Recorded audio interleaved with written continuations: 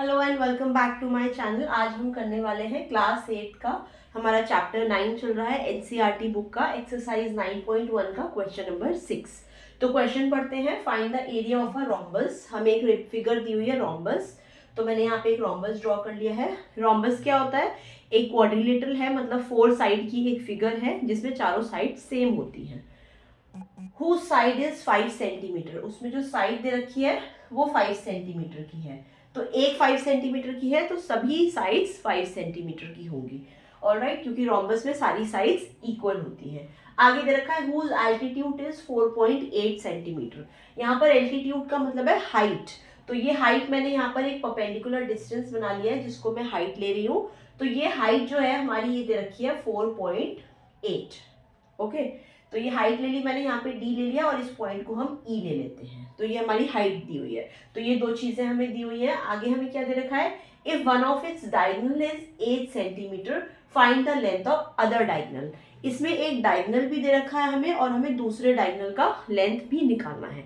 तो यहाँ पे हमें दो चीजें निकालनी है। एक तो इस रोम्बस का एरिया निकालना है, दूसरा हमें जो एक डायगोनल की लेंथ दी हुई है और दूसरे डायगोनल की लेंथ निकालनी है। ओके, अब हम क्या करेंगे? सबसे पहले हमें ये जानना जरूरी है कि जो रोम्बस है उसको निकालने के दो तरीके हैं, दो फॉर्मूले हैं।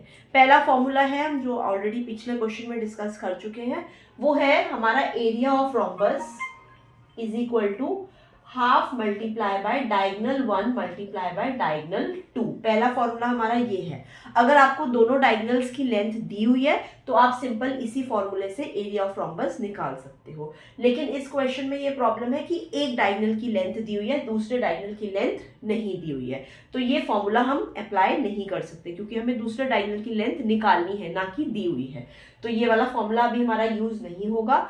दूसरा फॉर्मूला होता है रोम्बस की एरिया निकालने का, जो area is equal to base into height, जो कि आपके पैरेललोग्राम का भी फॉर्मूला होता है एरिया निकालने का। तो रोम्बस भी तो एक तरह का पैरेललोग्राम ही है, तो इसका भी यही एरिया हम लगा सकते हैं। जो पैरेललोग्राम निकालने का एरिया है वही एरिया हम रोम्बस का निकालने के लिए भी लगा सकते हैं। क्योंकि ये दोनों चीजें हमें गिवन है इसीलिए हम ये वाला फॉर्मूला लगा रहे हैं। तो इस एरिया रोम्बस का एरिया हो गया हमारा, बेस हमारा कितना है यहाँ पर 5 सेंटीमीटर, मल्टीप्लाई बाय हाइट कितनी है हमारी 4.8। तो एल्टीट्यूड है, इसको हम हाइट ले रहे हैं, दोनों को मल्टीप्लाई कर देंगे तो इस रोम्बस का एरिया आ जाएगा हमारे पास। मल्टीप्लाई करते हैं 4.8 मल्टीप्लाई बाय 5, 5 8 जार 40, 5 4 जार 20, 21 22 23 24 और पॉइंट हमारा यहाँ पर आएगा। ओके, तो हमारा इसका मल्टीप्लीकेशन आ जाता है 24, जो कि हम लिखेंगे सेंटीमीटर स्क्वायर में, क्योंकि यूनिट हमें सेंटीमीटर दे रखी है और एरिया का जो यूनिट होता है वो सेंटीमीटर स्क्वायर होता है। तो हमारा पहला पार्ट का आंसर आ जाता है 24 सेंटीमीटर स्क्वायर, जो कि इस रोम्बस का एरिया निकल चुका है। अब हम दूसरा फॉर्मूला अप्लाई करेंगे एक डायगोनल निकालने के लिए, क्योंकि इसमें एक डायगोनल, अगला क्वेश्चन क्या, इसी क्वेश्चन में दो पार्ट्स हैं। पहला पार्ट बोलता है कि एरिया निकालिए इस रोम्बस का, दूसरा पार्ट बोलता है कि एक डायगोनल की लेंथ गिवन है, दूसरे डायगोनल की लेंथ आपको निकालनी है। तो अब हम दूसरा पार्ट कर रहे हैं यहाँ पर। इसमें क्या करेंगे? एरिया इज इक्वल टू दूसरा वाला फॉर्मूला, जो पहला फॉर्मूला मैंने आपको बताया था रोम्बस के एरिया निकालने का, वो लगाएंगे। वो है half into D1 into D2। Okay, अब एरिया ऑलरेडी हमारा निकल चुका है तो मैं यहाँ एरिया की जगह 24 लिख देती हूँ, इक्वल टू की जगह इक्वल टू, हाफ की जगह हाफ, मल्टीप्लाई बाय डायगोनल 1 हमें दिया हुआ है 8 सेंटीमीटर, तो एक डायगोनल की लेंथ हमें 8 सेंटीमीटर दी हुई है, दूसरे की निकालनी है। तो यहाँ पर हम 8 लिख देते हैं।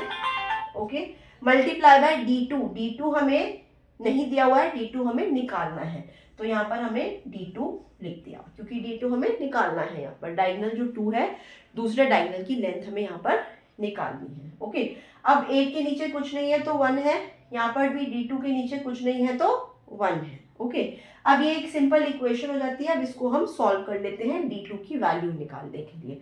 अब यहाँ पे मैं 24 के नीचे भी कुछ नहीं है तो क्या है 1 है। ओके, तो मैं इसको पहले मल्टीप्लीकेशन कर लेती हूँ। यहाँ पर आ जाएगा 24 इज इक्वल टू, ऊपर वाली तीन जो चीजें मल्टीप्लाई करते हैं, D2 मल्टीप्लाई बाय 8, ये हो जाएगा 8D2 और अपॉन में आ जाएगा 2 1 जा 2, 2 1 जा 2, नीचे वाली सारी चीजें मल्टीप्लाई कर देते हैं, अपॉन में आ जाएगा 2। ओके, अब क्या करेंगे, 2 और 8 को काट सकते हैं हम, 2 1 ज़ा 2, 2 4 ज़ा 8। क्या बचता है हमारा यहाँ पर, 4d2 इज इक्वल टू 24। मैंने कुछ नहीं करा है, 4d2 जो इधर बचा था उसको मैंने इधर लिया है और 24 को मैं इधर ले आई। क्यों ले आई ऐसा, क्योंकि d2 की वैल्यू हमें निकालनी है और जिस चीज की वैल्यू निकालनी होती है वो लेफ्ट साइड में अच्छा लगता है। तो यहाँ पर क्या करेंगे, हमारा आ गया ये 4d2 इज इक्वल टू 24। अब d2 हमें अकेला छोड़ना है लेफ्ट साइड में, इक्वेशन इस तरह से सॉल्व करते हैं हम, तो हमें 4 हमें राइट साइड में लाना पड़ेगा। इन दोनों के बीच में मल्टीप्लीकेशन है तो राइट साइड में जाके ये डिवाइड हो जाएगा। तो d2 is equal to 24 divide by 4, क्योंकि इधर ये मल्टीप्लाई हो रहे थे तो राइट साइड में जाके ये डिवाइड हो जाएगा। तो d2 की वैल्यू क्या आ गई हमारी, 4 6 ज़ा 24, तो d2 की वैल्यू आ गई हमारी 6 सेंटीमीटर।